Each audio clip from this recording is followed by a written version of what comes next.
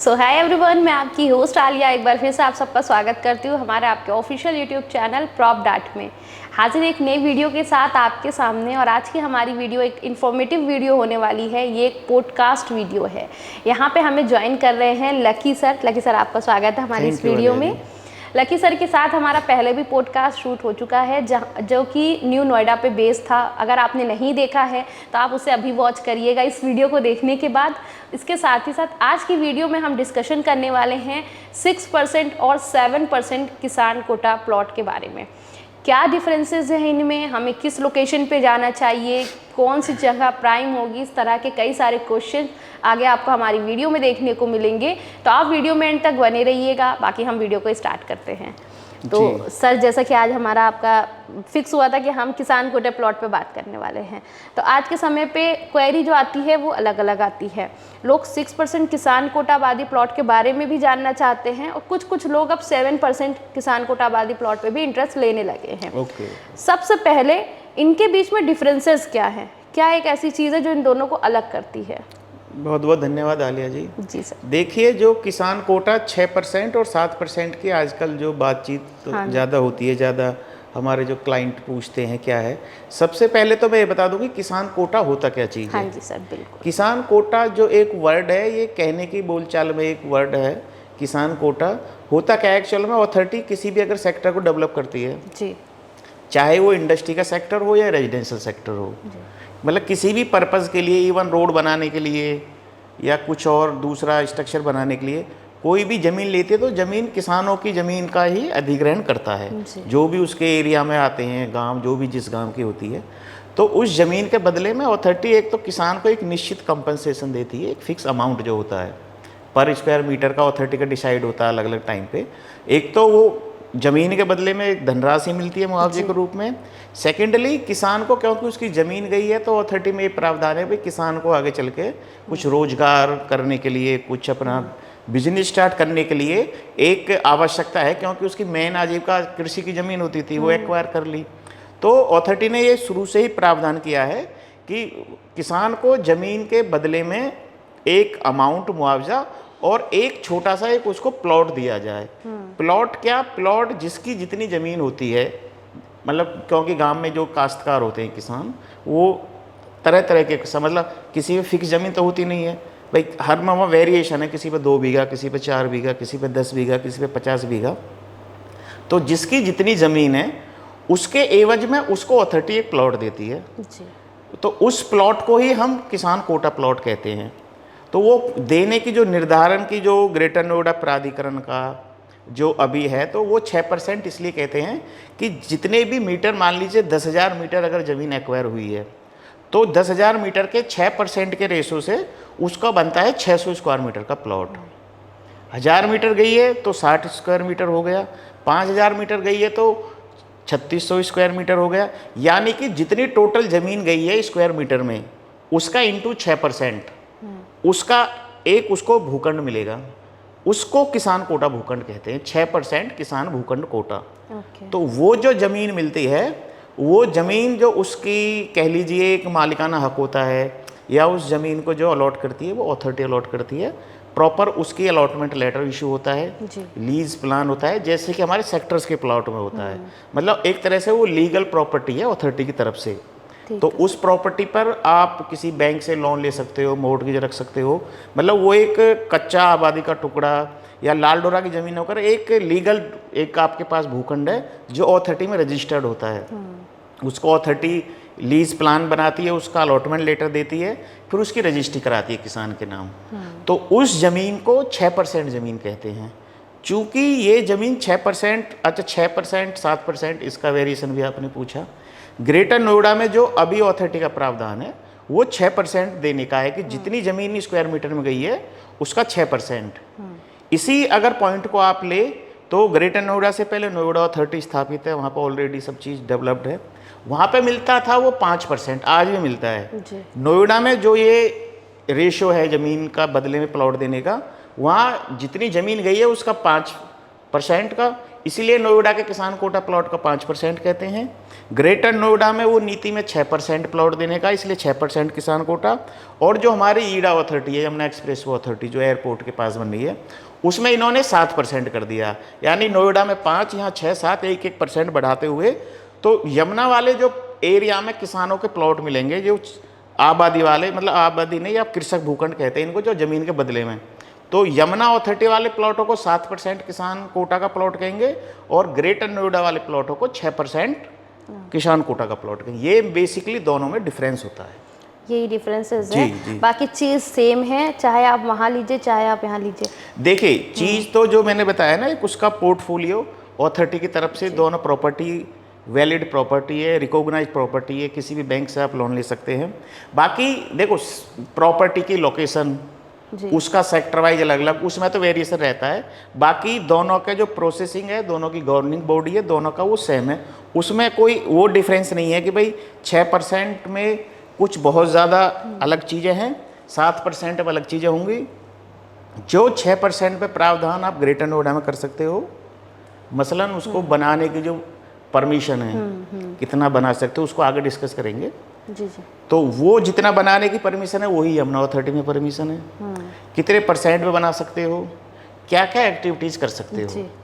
किसान कोटा में एक खास एडवांटेज ये होती है, जो चर्चित ज़्यादा रहता है, लोग ज़्यादा करते हैं, कि इसका जो लैंड यूज़ पर्पज़ है वो सिर्फ रेजिडेंशियल ना होकर के और काफ़ी आगे चल के डिस्कस करेंगे, कॉमर्शियल चीज़ों में यूज कर सकते हैं। तो वो सब सब्जेक्ट ग्रेटर नोएडा अथॉरिटी का plus Yamuna express way authority का, यानी 6% ग्रेटर नोएडा और 7% आपका यमुना एक्सप्रेस वे। दोनों में कोई इक्वल नहीं है। प्लॉट वेरिएशन साइज वो किसान को मिलेगा 7% ज़्यादा, बाकी प्लॉट साइज वहाँ भी 120 मीटर 100 मीटर से लेकर के आप 2000 मीटर तक के प्लॉट ले सकते हो। सेम चीज़ ग्रेटर नोएडा में है, यहाँ 60-70 स्क्वायर मीटर से मिनिमम साइज से लेकर के आप 2000-2500 मीटर का सबसे बड़ा भूखंड होता है, उससे बड़ा नहीं होता। उसके बीच के आप कोई भी साइज का वेरिएशन का भूखंड ले सकते हो। Okay sir. सर जैसे अभी आपने जो चीज़ें बताई, इन्हीं में से कुछ क्वेश्चंस निकल के आते हैं। अगर कोई किसान कोटे में परचेजिंग है, देखिए नॉर्मल सेक्टर्स में हम आप जानते हैं कि यमुना में इन्वेस्टमेंट के हिसाब से ले लिए, ग्रेटर नोएडा में एंड यूज़ करने के लिए ले लिए, वो एक कॉमन चीज़ हो गई। किसान कोटे में अगर कोई परचेजिंग करने का प्लान करे तो उसका बेसिक पर्पस क्या होना चाहिए, किस वजह से किसान कोटे में हमें जाना चाहिए? देखिए आलिया जी, मैं बताऊं पर्पस तो देखिए, एक मेनली जो अथॉरिटी ने दिए थे किसानों को, मैंने बताया ना, उनको एक अलग पर्पस से दिए थे। भाई किसानों की ज़मीन गई, एक आजीविका चला ले, तो उसमें जो अथॉरिटी ने इसका एक जो लैंड यूज चेंज करके दिया है, यानी क्या लैंड यूज है मैं बता देता हूँ आपको। वो कि जिसको जिस भी एरिया का प्लॉट मिलता है, मान लीजिए 100 मीटर का 200 मीटर का, उस प्लॉट के टोटल एरिया पर, यानी आपकी पूरी बिल्डिंग स्टील प्लस 3 फ्लोर बना लेते हैं आप, सपोज करो, तो उसके 50% एरिया में आप कॉमर्शियल एक्टिविटी चला सकते हो वैलिड, जिनको अथॉरिटी वैलिड करती है। जो गतिविधि आप किसी भी रेजिडेंशियल सेक्टर में नहीं कर सकते, वहाँ पर आप वो वैलिड चीज़ है, 50% में आप कॉमर्शियल एक्टिविटीज़ कर सकते हो। तो जो मान लीजिए हमको कॉमर्शियल प्लॉट मिला, कॉमर्शियल प्लॉट की आप सबको पता है वैल्यू रेजिडेंशियल से ज़्यादा होती है। तो मेनली जो किसी भी शख्स का मैं लेता हूँ या कोई थर्ड पर्सन इन्वेस्टर लेता है, तो सबसे पहला जो मेन फोकस होता है और मेन पर्पज़ होना भी चाहिए मेरे हिसाब से, जो वो उसको कॉमर्शलाइज यूज़ का पर्पज़ होना चाहिए। क्योंकि आप रेजिडेंशियल प्लॉट तो सेक्टर में ले लो कि सिर्फ रेजिडेंशियल एक्टिविटी कर सकते हो, कॉमर्शियल करने के लिए आपको प्रॉपर अथॉरिटी का कॉमर्शियल प्लॉट लेना पड़ेगा, जो मतलब ना तो अवेलेबल है, ना कहना चाहिए कि मतलब हर किसी की लिमिट में नहीं आता। वो 1000-2000 मीटर के प्लॉट जिनके 2 लाख 3 लाख के रेट हैं, जो प्रॉपर कॉमर्शियल प्लॉट है बड़े। तो छोटे साइज़ में और आपको एक कॉमर्शियल प्लॉट लेने का मन है या उसका उद्देश्य है, तो वो आप अपनी इच्छा पूर्ति कह सकते हो 6% में पूरा कर सकते हो।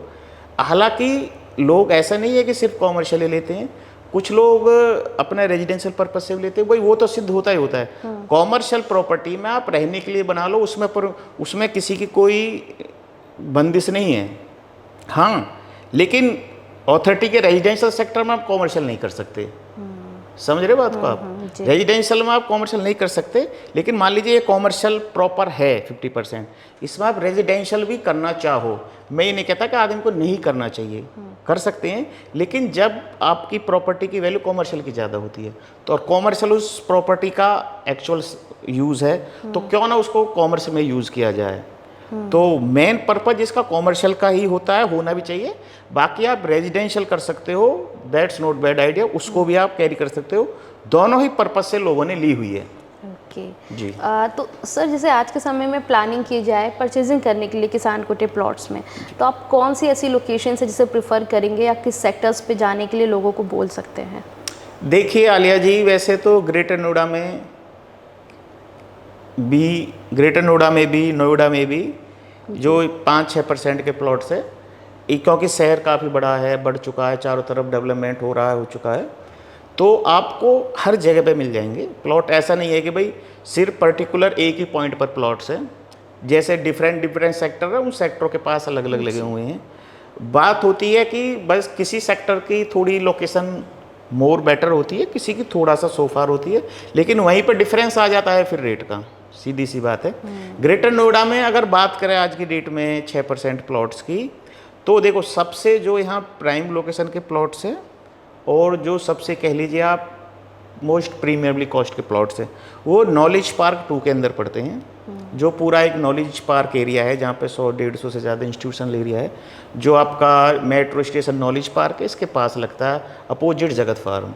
वहाँ पर क्या है, वहाँ 95% ऑक्यूपाइड का, 99% कह लीजिए आप, टोटल प्लॉट जो वो ऑक्यूपाइड है। टोटल 99% प्लॉट्स में बिल्डिंगें बन चुकी हैं, अच्छे खासे साइज़ के बड़े प्लॉट्स हैं, वह 1000, 2000, 2500 मीटर तक का इसमें मैक्सिमम साइज़ होता है एक प्लॉट का, उससे ज़्यादा नहीं हो सकता। 2500 मीटर में भी वहाँ लोगों ने अच्छे अच्छे बड़े बड़े कॉमर्शियल कॉम्प्लेक्स टाइप में बना रखे हैं। तो वो तो कह लीजिए ग्रेटर नोएडा का सबसे प्रीमियम एक सेक्टर है, जो मतलब बहुत ज़्यादा कह लीजिए कि नॉलेज पार्क के बीच में है, एक एजुकेशन हब के बीच में है, तो वहाँ आपका पीजी, हॉस्टल, उसके साथ साथ कैफ़े वगैरह, होटल वगैरह बहुत चल रहे, तो वो तो एक पूरा फ्री एक कॉमर्शियल एक पॉइंट कह सकते हो। और वो मतलब वहाँ पर चीज़ें भी अवेलेबल नहीं होती, क्योंकि मैक्सिमम ऑक्यूपाइड हो गया, रेंटल वैल्यू अच्छी मिलती है, तो सीधी सी बात है, जब अच्छी रेंटल वैल्यू मिलती है, चीज़ें तो लोग ईजिली निकालते नहीं है, मजबूरी में करते हैं। और फिर वहाँ का रेट्स की बात करें तो बहुत हायर रेट है वहाँ पे मतलब आप मान लीजिए 2 लाख 2.5 लाख रुपए का एक जनरल रेट है जी। तो सबसे प्राइम सेक्टर तो वो है, वहाँ अवेलेबिलिटी उतनी है। उसके बात करें अगर उसके सबसे नियर बाई में किसी सेक्टर की बात करते हैं हम, जो आने वाले टाइम में मतलब मे भी हो सकता है कि उसी की तरह डेवलप हो और होना चाहिए, वो है आपका एक सेक्टर चाई-फाई में पड़ता है, चूहड़पुर करके, चूहड़पुर 6%। आपके 0 पॉइंट यमुना एक्सप्रेस वे से आप यमुना एक्सप्रेस वे की तरफ एयरपोर्ट की तरफ जाएंगे तो 1-1.5 किलोमीटर चलने के बाद राइट हैंड में आता है, जहाँ पूर्वांचल का रोल सिटी बहुत बड़ा प्रोजेक्ट है, सेक्टर चाई-5 के अंदर आता है वो। और आपकी नॉलेज पार्क मेट्रो स्टेशन से 1.5 से 2 किलोमीटर की डिस्टेंस है। और क्योंकि अभी वो थोड़ा सा सोफा था, अभी कनेक्टिविटी अच्छी हो गई है, आसपास का सोसाइटी बन गई है, ठीक ठाक ऑक्यूपेंसी होने लगी है, तो और वो मतलब अगर मैंने कहा कि नॉलेज पार्क के जो एरिया है उस वाली लोकेशन की प्लॉट से सबसे नियर बाई सेकंड ऑप्शन यही पड़ता है। ओके। तो यहाँ पे आने वाले टाइम में ये जो पीजी वाला मैं कंसेप्ट आपको बता रहा हूँ, नॉलेज पार्क वाला, वो धीरे धीरे आने लगेगा, स्टार्ट भी हो चुका है, और रेट भी फिर उसी कदर से धीरे धीरे ग्रेजुअली डेवलप करेंगे। तो आने वाले समय में चूहड़पुर बहुत अच्छी ग्रोथ करेगा सेक्टर 6% के मामले में। साइज़ भी वहाँ आपको मतलब हर साइज़ का प्लॉट मिल जाएगा, लगा कि 100-120 मीटर से 400, 500, 600, 1000, 2000 मीटर का प्लॉट का प्राइस जो मैंने बताया आपको, प्राइस लोकेशन के ऊपर बहुत डिपेंड करता है 6% में।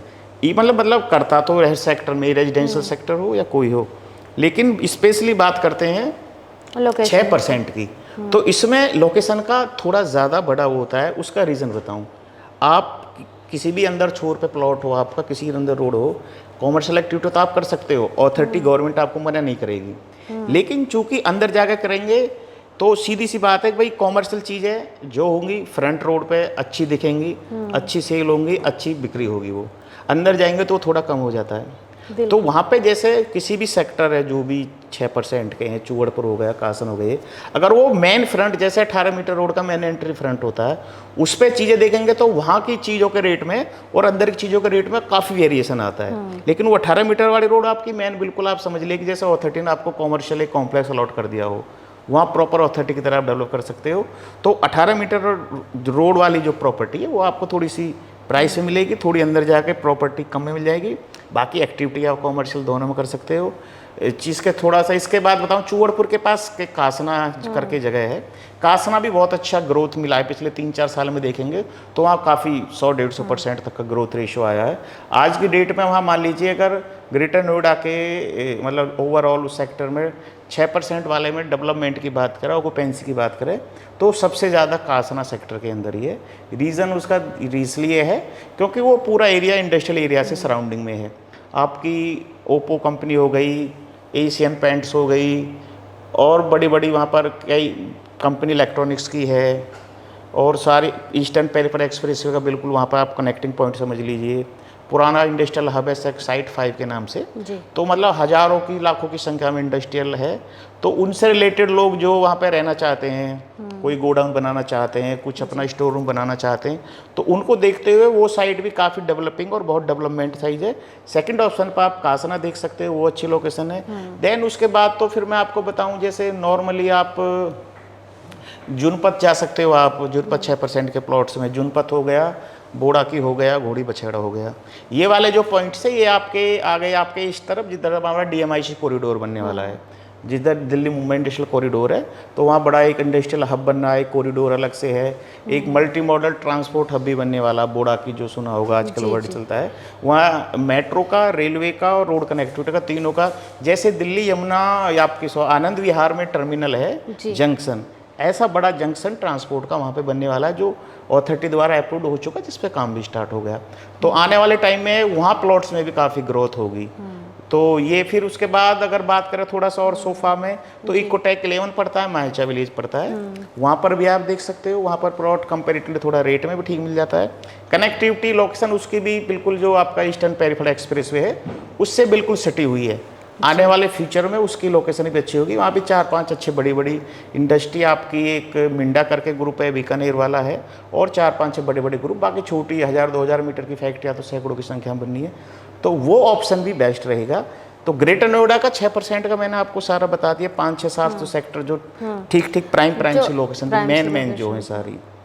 7% की बात करें, 7% करेंगे तो सीधी सी बात है, 7% का नाम आते ही एकदम आपका यमुना एक्सप्रेसवे आएगा। यमुना एक्सप्रेसवे पे अगर हम 7% किसान कोटा के प्लॉट की बात करते हैं, क्योंकि वहाँ अभी हाल ही में डेवलपमेंट स्टार्ट हुआ है, डेवलपिंग फेज चल रहा है, अभी किसानों से ज़मीन ली है, तो वहाँ आपको number of plots, number of sector farmer category के ज़्यादा नहीं देखने को मिलेंगे, क्योंकि अभी वो डेवलपिंग है। आने वाले 1 से 1.5 साल में और मिल सकते हैं। अभी सिर्फ वहाँ पर जो है एक सेक्टर है आपका यमुना एरिया में 7% प्लॉट होगा, उसको सेक्टर 25 के नाम से कहते हैं। हाँ जी, सेक्टर 25 की कनेक्टिविटी अच्छी है, बिल्कुल मेन यमुना एक्सप्रेसवे से सटा हुआ, मान लीजिए 60 मीटर रोड पर, और जो JP का अपना स्पोर्ट सिटी है फॉर्मूला 1, उससे सटी हुई लोकेशन पर है। तो उस सेक्टर 25 में क्या है, वहाँ के जो 4-5 गांव हैं, उन 4-5 गांवों के इकट्ठे सम्मिलित करके प्लॉट लगा दिए हैं। वहाँ पे प्लॉट मतलब आज की डेट में जो लीगल आपको प्लॉट मिलेगा जिसमें लीगल ट्रांसफ़र रजिस्ट्री हो सके, वो सिर्फ आपको सेक्टर 25 में देखने को मिलेगा। साइजेस वहाँ भी आप 60-70 मीटर से लेकर के 1000, 2000, 2500 मीटर तक के ले सकते हैं। वो अभी डेवलपिंग फेज का है, ये ग्रेटर नोएडा डेवलप फेज के हैं। ग्रेटर नोएडा में आप आज की डेट में रेंटल वैल्यू बना सकते हो। यमुना एक्सप्रेस वाले 7% में अभी थोड़ा सा समय लग सकता है, बाकी आने वाले फ्यूचर में वो भी अच्छी ग्रोथ भी देंगे, रिटर्न भी देंगे आपको। सर, जैसे सपोज़ इसमें परचेजिंग का हम प्लान करते हैं जी, तो सबसे पहली चीज़ इसमें प्रोविज़न क्या होता है, किस तरीके से बना सकते हैं, कौन कितना एरिया डेवलप कर सकता है, और क्या क्या यूजेस अगर कॉमर्शियल में चाहें तो कर सकते हैं, इन सारी चीज़ों को भी बताएं आप। देखिए परचेज की तो आलिया जी ऐसा है कि ये ऑथोरिटी की प्रॉपर्टी है, गवर्नमेंट अप्रूव्ड प्रॉपर्टी है, किसी प्राइवेट बिल्डर की नहीं है, किसी कच्ची कॉलोनी की नहीं है। मोस्टली क्या होता है, किसान होते हैं या किसानों से सेकंड पार्टी थर्ड पार्टी ले लेते, कोई भी अपनी रिक्वायरमेंट के हिसाब से हर आदमी प्रॉपर्टी को अपनी को सेल करता है। तो सेलर तो मार्केट में काफ़ी लोग होते हैं जो टच में रहते हैं हमारे भी। बाकी मान लीजिए परचेज करने का, अगर किसी का मन है, कोई परचेज करना चाह रहा है, तो उसके लिए कोई ऐसी एलिजिबिलिटी नहीं है कि भाई उसको यहाँ का नोएडा का आदमी होना चाहिए नागरिक, या उसको कोई कंडीशन है उसकी एजुकेशन क्या होनी चाहिए।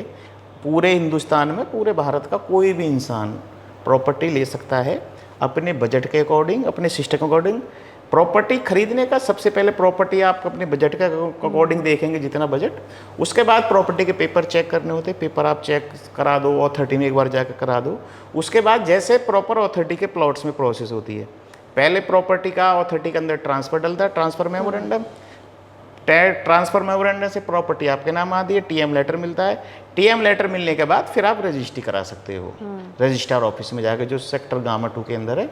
कोई भी इंसान एज ए लीगल प्रोसेस जैसे अन्य सेक्टरों में ज़मीन खरीद सकता है, इस तरह जा करके ज़मीन खरीद सकता है।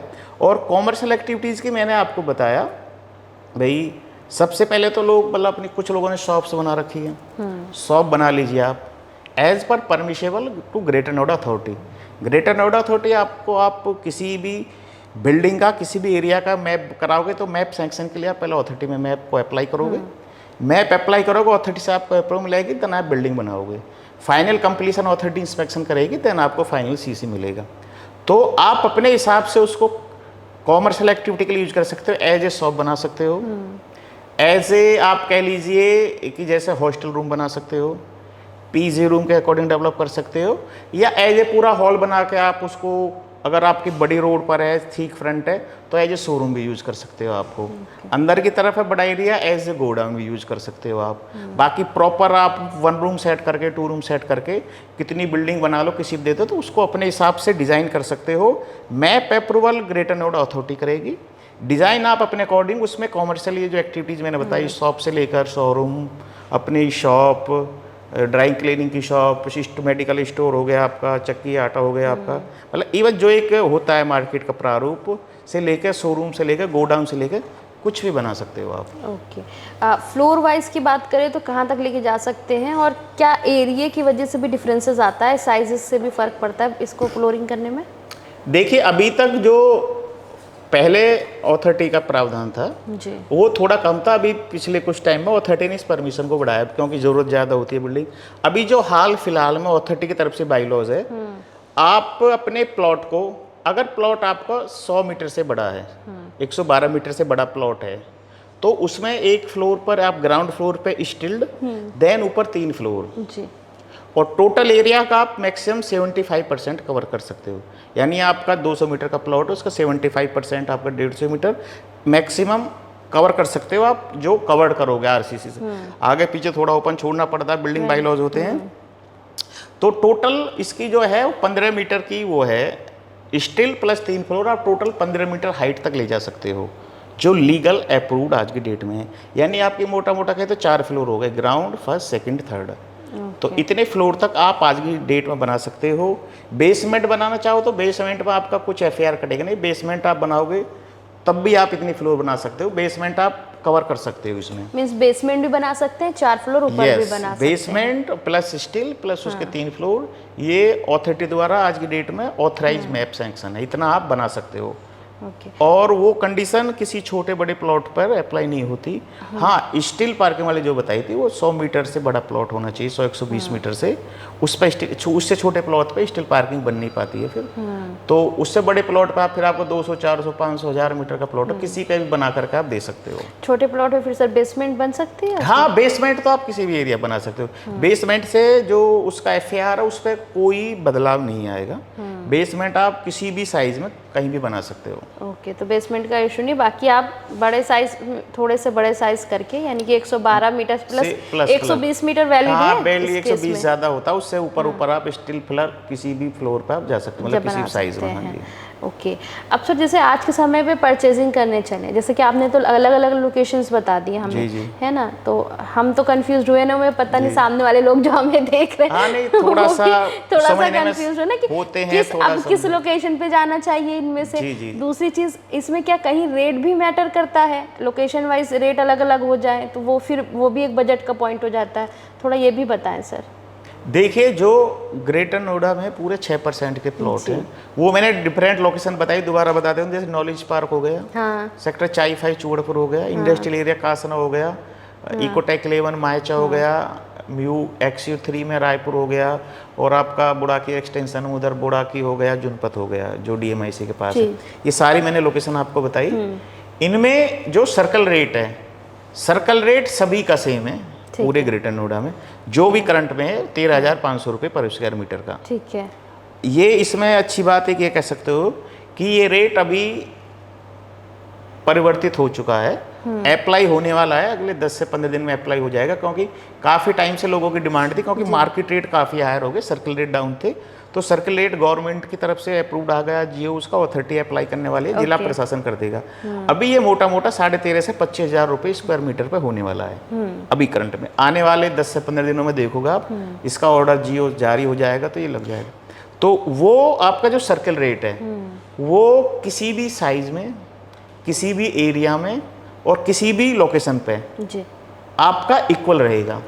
उसका पूरे ग्रेटर नोएडा में कहीं भी कोई डिफ्रेंशिएशन है नहीं। आपका सर्कल रेट इक्वल रहना है। 60 मीटर का प्लॉट हो, 100 मीटर का हो, 500 का हो, 1000 का हो, 2000 का हो। आपका प्लॉट छोटे रोड पर हो, 7 मीटर पर हो, 12 मीटर पर हो, 18 मीटर पर हो, उसका भी कोई इशू नहीं होता। जो मार्केट प्राइस होती है, मार्केट प्राइस उसकी लोकेशन वैल्यू करती है अलग से। आपका 18 मीटर रोड पर प्लॉट है तो आपको लाख रुपए मीटर भी मिल सकता है। अच्छी लोकेशन का प्लॉट है, 18 मीटर रोड पर है तो आपको लाख रुपए मिल सकता है, 80,000 भी मिल सकता है, 70,000 रुपये में मिलेगा। जनरल आपके अंदर की रोड पर प्लॉट है, नॉर्मल रोड पे, तो आपको 50,000 में मिल सकता है, 60,000 में मिल सकता है, 70,000 में मिलता है। लेकिन जितना महंगा अगर लेगा कोई भी इंसान, कोई भी अगर आदमी लेता है तो उसकी उतनी ये ज़्यादा एडवांटेज होती है, क्योंकि मेन 18 मीटर फ्रंट पर जब आप कुछ एक्टिविटी करते हो तो उसका एक्सप्रेशन, उसका रेंटल इनकम, उसका सब वो एक्स्ट्रा ही मिलता है। तो वो बजट के अकॉर्डिंग देखो, वो आदमी कोई भी अगर इन्वेस्टर है वो अपने अकॉर्डिंग डिसाइड कर सकता है। अगर किसी का बजट अलाउ कर सकता है, नो डाउट वो 18 मीटर का लेना चाहिए। अदर मतलब नहीं है तो ऑप्शन वहाँ भी आप कर सकते हो। अच्छे अंदर भी 500, 700 मीटर के प्लॉट्स के अंदर के रोड लोगों ने अच्छे गोडाउन बना रखे हैं, अच्छे वहाँ पे शॉप्स बना रखे हैं, तो वो सब चल सकता है, सारी चीज़ें, उसमें कोई इशू नहीं है। रेंटल की बात करें तो अभी अगर करंट में कोई परचेजिंग करके सोचे कि मुझे रेंटल मिलने लग जाए तो ऐसी किस लोकेशन पे जा सकते हैं? जो मैंने आपको मैक्सिमम लोकेशन बताई हैं, हाँ। उन मैक्सिमम लोकेशन मैंने ग्रेटर नोएडा को वही बताई है जो आज करंट के डेट में अगर आप प्लॉट लेते हो, कंस्ट्रक्शन कराते हो, तो आप डे 1 से आप वहाँ पर रेंटल अर्निंग कर सकते हो। ओके। चुवड़पुरा हो गया आपका सेक्टर 5, मैंने बताया ऑलरेडी वहाँ पहले बने हुए लोग रह रहे हैं और अपकमिंग बहुत अंडर कंस्ट्रक्शन काम चल रहा है। वहाँ पे आप आज की डेट में लेके बनाते हो, आपका डेट करंट डे में आपका पूरी बिल्डिंग रेंट आउट हो जाएगी। कासना में आप लेकर बनाते हो, कासना में आज डे 1 में आपकी पूरी बिल्डिंग रेंट आउट हो जाएगी। इवन आप इकोटेक 11 में बनाते हो या जू 3 में बनाते हो या पाई 1 में भी कुछ प्लॉट्स हैं बिरौंडा के, तो ये मैक्सिमम लोकेशन ग्रेटर नोएडा की जो है वो आपकी आज आप बनाना चाहो तो आपकी परमिशन, वो आपकी मर्जी है कि आप 2 साल मत बनाओ, 3 साल मत बनाओ अगर नहीं बनाना। बाकी अगर आप बिल्डिंग आज बनाते हैं तो आपकी नेक्स्ट डे से पूरी बिल्डिंग जिस पर्पज़ से आप बनाएंगे, मान लीजिए शॉप पर्पज़ से बनाइए, रूम पर्पज़ से बनाइए, पीजी पर्पज़ से, आपकी नेक्स्ट डे से आपकी सारी प्रॉपर्टी रेंट आउट तुरंत हो जाएगी आपकी। ओके। क्योंकि ये सारी की सारी जो सेक्टर है बिल्कुल ऑक्यूपाइड बसे बसाए सेक्टरों के बीचों बीच है। वहाँ इंडस्ट्री से लेकर के आपके इंस्टीट्यूशनल कॉलेज यूनिवर्सिटी का चारों तरफ हब है, तो आपकी बिल्डिंग डे 2 मतलब आपकी तुरंत बन के तैयार होगी, उसके साथ ही आपकी बिल्डिंग रेंट पर लग जाएगी। सर इसमें जैसे प्राधिकरण इसको अलॉट करते हैं किसानों को, बेसिकली लेवल पे क्या काम करके देते हैं? सिर्फ लोग आज परचेजिंग करते हैं तो आने वाले समय में उन्हें क्या देखने को मिलता है? देखो जैसे मैंने बताया ना, ये अथॉरिटी किसानों को प्लॉट देती है, जमीन के बदले में प्लॉट देती है, और प्लॉट ऐसा नहीं देती कि किसी अनडेवलप्ड जगह दे दिया। एक प्रॉपर सेक्टर डेवलप किया जाता है अथॉरिटी द्वारा एक लोकेशन पर, उससे रिलेटेड उस गांव के किसानों का, तो उस गांव के किसानों के उसका ना तो ये इशू है कि वो गांव के अंदर ज़मीन होगी, अनडेवलप्ड ज़मीन होगी। प्रॉपर जैसे सेक्टर और रेजिडेंशियल सेक्टर बसाए जाते हैं उसी तरह सेक्टर बसते हैं। उसका पूरा सीवरेज से लेकर draining system, road, electricity, water, park, सारी की सारी सब जिम्मेदारी अथॉरिटी प्राधिकरण की होती है। शुरू में भी बना करके देगा और बाद में भी जैसे टाइम के अकॉर्डिंग ज़रूरत पड़ती है, मान लीजिए सड़क टूटने लगी तो सड़क को डेवलपमेंट करेगा, दोबारा रीसर्फेसिंग का टेंडर निकलेगा, मान लीजिए सीवर में प्रॉब्लम है, सीवर वाला इलेक्ट्रिक का, तो आपको एक बार परचेज करने के बाद वहाँ कभी ना तो कुछ आपको मेंटेनेंस चार्ज देना है, ना कभी आपको ये करना है कि आपको अपने पैसे से भाई हमने जमीन खरीदी रोड बनवाना है। समय समय पर जैसी ज़रूरत होगी अथॉरिटी रोड की रिसरफेसिंग से लेकर के पार्क की डेवलपमेंट से लेकर के जितने भी बेसिक कम्युनिटीज होती है अब से लेकर और तब तक प्रॉपर्टी रहनी है, हमेशा अथॉरिटी की लायबिलिटी रहनी है उस पर। तो सर जैसे बेसिक चीज़ों तो हमने सारी क्लियर कर दी, कितना बना सकते हैं, क्या लोकेशन है, सारी चीज़ें। अब मेन पॉइंट निकल कर आता है जो लोगों के सवाल आते हैं, वो ये कि रेट क्या मिल सकता है। सबसे मोस्ट इम्पॉर्टेंट क्वेश्चन है रेट। आप हमें यमुना और ग्रेटर नोएडा जो भी अभी अवेलेबिलिटी है उसके हिसाब से क्या मिल सकता है, किस लोकेशन पे क्या रेट है, या फिर इसमें डॉक्यूमेंटेशन कराएंगे तो कैसे करा सकते हैं, सर्कल रेट किस हिसाब से है, या इसके अंदर बैंक लोन क्या मिल सकता है। ये सारे सवाल जो निकल के आता है आप इन्हें हमें जवाब। देखिए सबसे मेन जो चीज़ें हैं वो चीज़ यही आलिया जी, हर किसी का होता है कंसर्न भी, और सबसे मेन चीज़ आदमी रेट का ही होता है कि भाई ये सारी सब चीज़ें इनके संबंधित हो, डेवलपमेंट, इनकी लोकेशन क्या, इनका रेंटल वैल्यू है, क्या इनका फ्यूचर है, क्या ग्रोथ आएगा, उससे रिलेटेड तो हमने ऑलमोस्ट सारी बातें कर ली। अब मेन जो एक चीज़ बचती है वो रेट की बचती है कि आज की डेट में करंट आपका रेट सिनेरियो क्या चल रहा है। जैसे मैंने बताया वहाँ का सर्कल रेट सारी ही साइट्स का 13,500 रुपये है। अभी हो सकता है 10-15 दिनों में वो 25,000 रुपये हो जाए। तो सर ये जो सर्कल रेट बढ़ेगा तो क्या जैसे ग्रेटर नोएडा में हर एक सेक्टर में आपको अलग अलग सर्कल रेट देखने को मिलते हैं, तो क्या ये किसान कोटे में भी ऐसा हो जाएगा या एक ही रेट रहेगा? पूरे ग्रेटर नोएडा का एक ही सर्कल रेट रहता है, एक ही रहेगा, उसमें सेक्टर वाइज लोकेशन वाइज कोई डिफरेंशिएशन नहीं होता। अभी जो रेट है वो पूरे ग्रेटर नोएडा का, जो अपकमिंग रेट लागू होगा वो पूरे ही ग्रेटर नोएडा पे एक साथ लागू होगा। हाँ जी, हाँ जी। अब देखिए रेट की जो बात करते हैं इसमें मेनली जो आप रेट की बातें आई हैं, तो इसमें एक तो रेट्स का डिपेंड करता है प्लॉट साइज पर। जितना प्लॉट छोटा होता है, एक ये जनरल बात है, जितना प्लॉट छोटा है उसका थोड़ा रेट डिमांड ज़्यादा होती है। जैसे जैसे प्लॉट का साइज बढ़ता चला जाता है ऐसे ऐसे थोड़ा रेट साइज कम होता चला जाता है। मान लीजिए आज की डेट में मिनिमम आप चूहड़पुर सेक्टर 5 वाला या कासने वाला या आपका बोड़ा की हो गया या आपका जुनपत हो गया, जो ब्रॉन्डी पाई सेक्टर की मैंने 4-5-6 लोकेशन बताई है, किसी भी लोकेशन में आप मान के चलिए बेसिक आप 50,000 रुपये से रेट स्टार्ट हो जाता है आपका जी। एक जो बेसिक आप मान लीजिए 150-200 मीटर तक का प्लॉट, 100-120 मीटर का एक 150 मीटर, मतलब आपका 50,000 रुपये से एक स्टार्टिंग पॉइंट मान लीजिए आप, वो मान लीजिए आपको, मतलब उससे नीचे शायद आपको प्लॉट फिर नहीं मिलेगा। बड़े साइज़ की बात अलग है, मैं 100-120 मीटर तक के प्लॉट की बात कर रहा हूँ। फिर जैसे साइज़ बढ़ता है थोड़ा रेट वेरिएशन करके चलता है उसमें। ये जैसे आप 60,000 रुपये में मिलेगा आपको, थोड़ी लोकेशन अच्छी है, 70,000 रुपये में मिलेगा आपको, ग्रीन बेल्ट पार्क है। और मान लीजिए आपका प्लॉट अगर मेन 18 मीटर या कहीं 60 मीटर रोड पर है तो वहाँ पे आपका रेट 1 लाख रुपए मीटर तक भी जा सकता है। तो बेसिकली आप एक बेस पॉइंट 50,000 रुपये पकड़ के चले, और मैक्सिमम रेट का मैंने अप टू मतलब वो वहाँ तक हो सकता है रेट। तो आप 50,000 रुपये का एक बेसिक रेट, 50,000, 60,000, 70,000, आप मतलब 500 मीटर तक का प्लॉट देखेंगे तो 50,000 से स्टार्ट हो जाएगा 450-500 मीटर का। 100-120, 60 मीटर का देंगे तो वो प्लॉट उसी हिसाब से 70,000 रुपये, 75,000 रुपये, 80,000 रुपये, थोड़ा सा छोटा साइज बढ़ता चला जाता है। और मतलब लेकिन मिनिमम बड़ा साइज भी लोगे आप तो 50,000 आप एक बेस प्राइस मान के चलिए 500-700 मीटर का। उससे बड़ा तो फिर साइज ज़्यादा बड़ा हो जाता है, फिर अलग चीज़ होती है। कुछ ज़्यादा बड़े प्लॉट्स होते भी फिर मेन रोड पर उनका टिकट साइज बहुत बड़ा हो जाता है। तो आप 50,000 से लेकर के 1 के आसपास तक का मोटा रेट का आइडिया दे के चलिए ग्रेटर नोएडा का, जो पूरा ग्रेटर नोएडा का 6% है। दूसरा बात करते हैं यमुना वाले की, यमुना 7% जो है, वहाँ पर भी आप रेट का आइडिया 50,000 रुपये से स्टार्टिंग मानिए।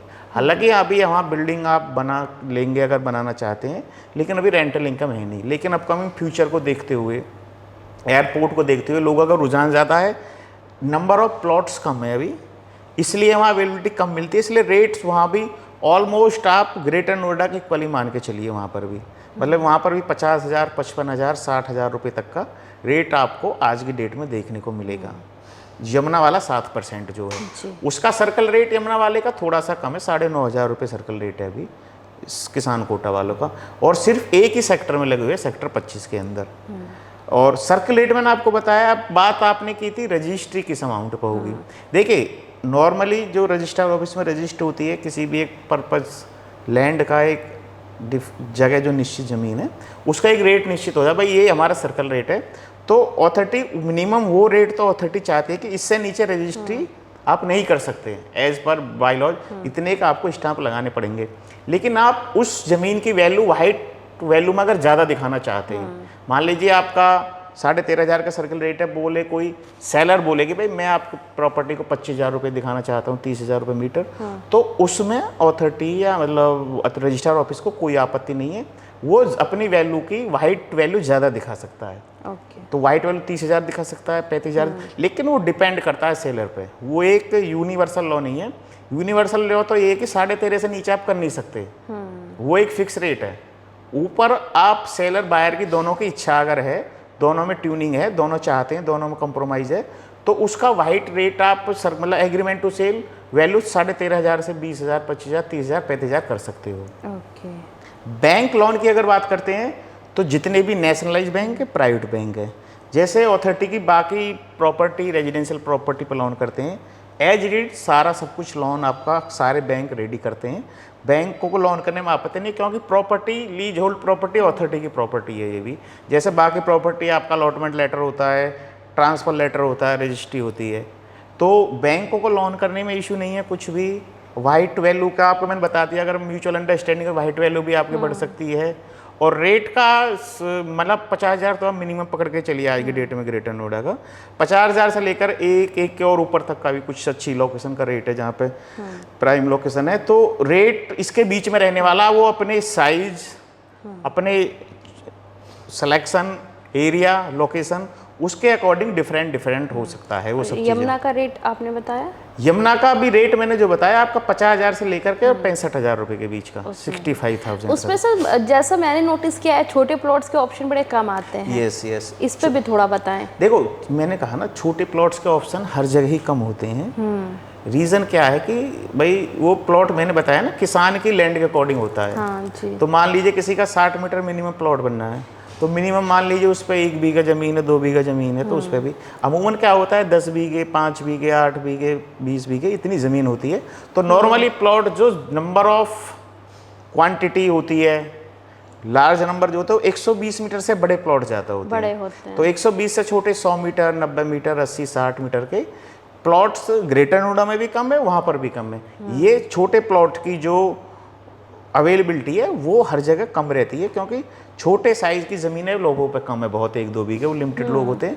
तो ज़्यादातर 120 और उससे बढ़ेगा ही आपको एक्सेंट साइज़ दिखेगा। इसके पीछे अथॉरिटी की कोई अलग मंशा नहीं है कि हमने, क्योंकि अथॉरिटी वहाँ सेक्टर ये नहीं काटती कि जो सेक्टर में होता है एक ब्लॉक है तो पूरा 120 मीटर का ब्लॉक है, एक ब्लॉक 200 मीटर का। यहाँ आपको आपके खेत के अकॉर्डिंग, आपका खेत नंबर ये, अगला खेत नंबर ये, एक का खेत 10 बीघे, एक का 5 बीघे, तो उसी के अकॉर्डिंग हो सकता है आपका प्लॉट 120, आपके बगल में किसी का 200 मीटर का लग जाए, तीसरा बगल में 300 मीटर का लग जाए। तो यहाँ नंबर ऑफ साइज प्लॉट्स भी वो भी डिफरेंट रहते हैं, मिक्सअप साइज है हर सेक्टर के अंदर, हर एरिया में, हर लोकेशन में एक साइज के प्लॉट नहीं है, सब डिफरेंट साइज ही मिलते हैं। क्या सर कहीं ग्रेटर नोएडा के अंदर में किसान कोटा की जो लोकेशंस हैं वो ऐसी भी हैं जो अथॉरिटी के सेक्टर्स को भी बीट करती हैं और जिनको हम एक्सपेक्ट कर सकते हैं? बीट करने में तो देखो ऐसा है थोड़ा सा, अथॉरिटी जो प्रॉपर प्लान करती है अपने सेक्टर की, वो प्रॉपर रेजिडेंशियल पर्पज से करती है। वो रेजिडेंशियल क्या, उनका पूरा एक मान लीजिए वो तो एक पूरे 20 एकड़ में एक सेक्टर बनाती है, वहाँ पूरी उसका ग्रीन बेल्ट बनाती है, बाउंड्री वॉल बनाती है, अपना उसके अंदर रेजिडेंशियल पर्पज से चीज़ें बनाती हैं, स्कूल बनाती है, मार्केट बनाती है। तो अथॉरिटी तो उस बेस पर काम करती है। जो 6% वाले प्लॉट होते हैं बेसिकली इस पर ये करती है अथॉरिटी, कोशिश रहती है कि जो उद्देश्य है अथॉरिटी का भी है अलॉट करने का किसानों का, कि ये रेजिडेंशियल पर्पज हो या रेजिडेंशियल पर्पज के साथ साथ लोग इसको कॉमर्शियल पर्पज में ज़्यादा यूज करें। अथॉरिटी की देने की मंशा भी तो यही थी किसानों को, भाई उसके ज़मीन के बदले में कुछ उसका अर्निंग के लिए कोई साधन बने। तो कॉमर्शियल के पर्पस में बात करेंगे तो कुछ लोकेशन ऐसी है जो अथॉरिटी के सेक्टर से भी काफ़ी अच्छी है। जैसे मैंने बताया नॉलेज पार्क 2 लोकेशन है, वहाँ 2.5 लाख रुपए मीटर का रेट है आज के डेट में, क्योंकि वो ऐसी कॉमर्शियल लोकेशन पर आ गई है। वहाँ बड़े बड़े बैंक्वेट हॉल भी बने हैं कुछ बड़े बड़े प्लॉट्स में, अच्छे 3 स्टार होटल भी है, बड़े लग्जरी पीजी भी है। तो नॉलेज पार्क वाली लोकेशन हो गई आपकी। एक आपकी साकीपुर की लोकेशन है, वहाँ 60 मीटर रोड पर बड़े बड़े कॉमर्शियल अच्छे प्लॉट लगे, उनका रेट 1.5-2 लाख रुपए मीटर है। 2 अथॉरिटी का 1.5 लाख रुपए, अब 1.5 लाख का मैक्सिमम रेट है, तो उससे भी ज़्यादा के। तो डेफिनेटली कुछ लोकेशन है, और ऑनलाइन टाइम में कुछ लोकेशन हमेशा होती है जो ऐसी अच्छी लोकेशन पर जाए, ऑथेंटिक सेक्टर से भी ज़्यादा रेट होता है, ज़्यादा रेट हो जाता बिल्कुल है। बिल्कुल। ओके सर, तो बड़ा अच्छा लगा सर आपसे बात करके। जी। बहुत सारे जो डाउट्स थे हमारे भी थे, व्यूअर्स के भी थे, जो हमें सुनते हैं उनके भी कुछ काफ़ी क्वेश्चंस आते हैं। आज हमने वो सारी चीज़ें कोशिश की है इसमें क्लियर करने के लिए। इस वीडियो में जहाँ तक हो सकता है मैंने अपने पॉइंट से सर से क्वेश्चंस किए हैं जो आपके थ्रू हमारे पास आते हैं। आपके किसान कोटा प्लॉट से रिलेटेड यमुना के हो या ग्रेटर नोएडा के, अगर और भी क्वेरी और क्वेश्चंस हैं तो आप वो हमसे बेझिझक कर सकते हैं। ऑन कॉल भी जुड़ सकते हैं, स्क्रीन पे आपको हमारे नंबर्स मिल जाएंगे। बाकी आप हमसे कमेंट सेक्शन में भी चाहें तो क्वेश्चंस कर सकते हैं। आप ये भी हमें बता सकते हैं कि आप नेक्स्ट किस टॉपिक पे वीडियो चाहते हैं जो हम सर के साथ आपके लिए डिलीवर करें, तो आप हमें वो ज़रूर बताइएगा। बाकी हमारी वीडियोस अच्छी लगे तो उसे लाइक शेयर करिए, हमारे चैनल को सब्सक्राइब करिए, कमेंट सेक्शन में अच्छी अच्छी राय दीजिए। मिलेंगे नई वीडियो में और नए टॉपिक के साथ। Thank you so much.